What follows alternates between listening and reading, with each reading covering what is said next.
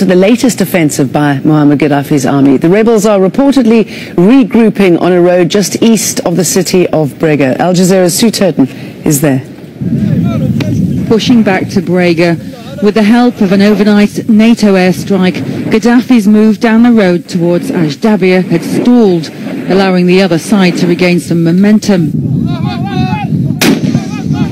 And up at the front, signs that this untrained, ill-disciplined army is slowly being licked into some sort of shape. And how is discipline within your ranks? Is it improving? Yes, it's very good, yes. Cooperation, yes. There's cooperation and coordination with the airstrikes, and now we also work with the rebels to be more disciplined. Their whole leadership is now by military officials. Even as we talked, behind him the order was being given for more rocket launchers to move forward. They'd sent spotters out on the flanks before moving a unit forward. It worked for a while before the more excitable rushed forward. Gaddafi's forces reacted swiftly. Mortars obliterated one car and damaged two others. These rookie soldiers are learning the hard way. Before we could finish our interview, a mortar landed just a few hundred meters away. Can you hope to succeed without more help? Let's go. Clearly the answer to that was no, as we hightailed it back down the road. The US President had said just 2 days ago that he might help with communication equipment. Walkie-talkies and high-frequency radios were in use for the first time today. There's definitely greater discipline amongst the anti-government forces, but it's going to take much more than that. They still need much more weaponry and much more ammunition if they're to push Gaddafi's forces back through Brega and further west. And they're going to have to stop storing their bedrolls next to their weapons. They're still an excitable, trigger-happy bunch, but even an order to stop firing in celebration seems to be working. The only fighter to do so here was loudly chastised. They're fast realising that if they're to overpower Gaddafi's well-paid and well-resourced army, they need to be much more professional. Sue Turton, Al Jazeera, on the road to Brega in eastern Libya.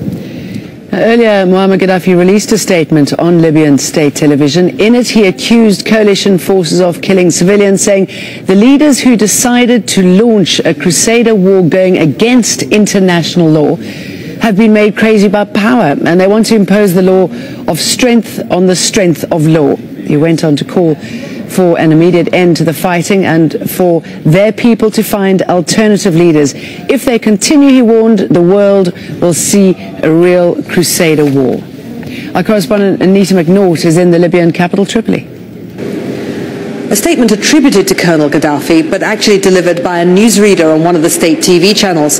So was this statement authored by Colonel Gaddafi? Was it authorized to be released today, or has it been kept on hold for a time when morale needed to be boosted? We simply don't know the answers to these questions. Colonel Gaddafi himself has not been seen in the flesh in any credible sense here in Tripoli for several days.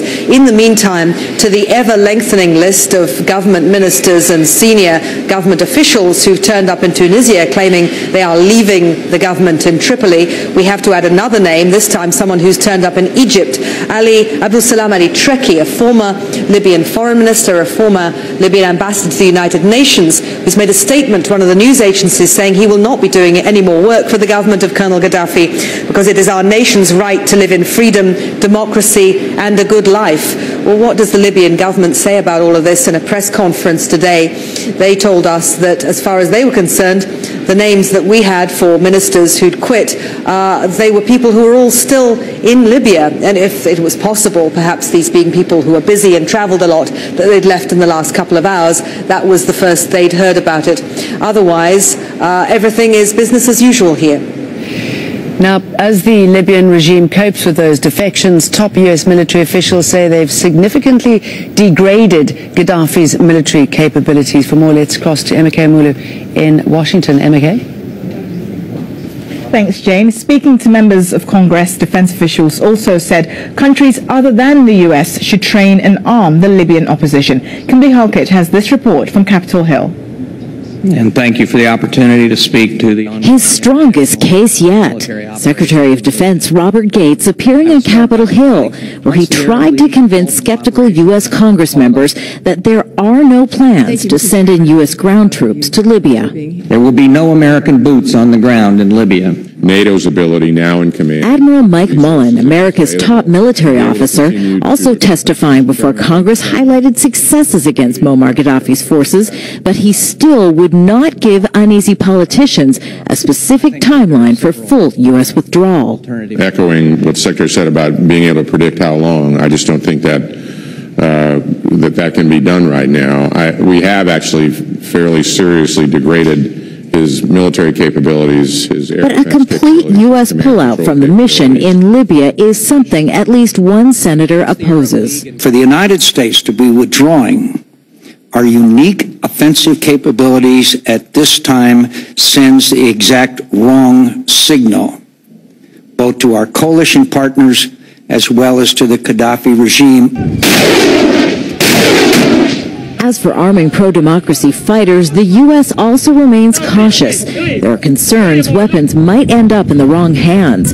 Providing arms also means providing training, something the United States does not seem willing to do. What the opposition needs as much as anything right now is some training, some command and control, and some organization. That's not a unique capability for the United States, and as far as I'm concerned, somebody else should do that. And as far as he's concerned, Secretary Gates is staying quiet on persistent reports the U.S. has its intelligence teams on the ground in Libya scoping out the pro-democracy movement. But it is known that in recent weeks, President Obama signed a secret order paving the way for U.S. intelligence teams to work with pro-democracy fighters in Libya. What isn't clear is exactly how that will happen and when. And after a day of hearings on Capitol Hill, politicians seem to be left with more questions than answers. Kimberly Helkett, Al Jazeera, Washington.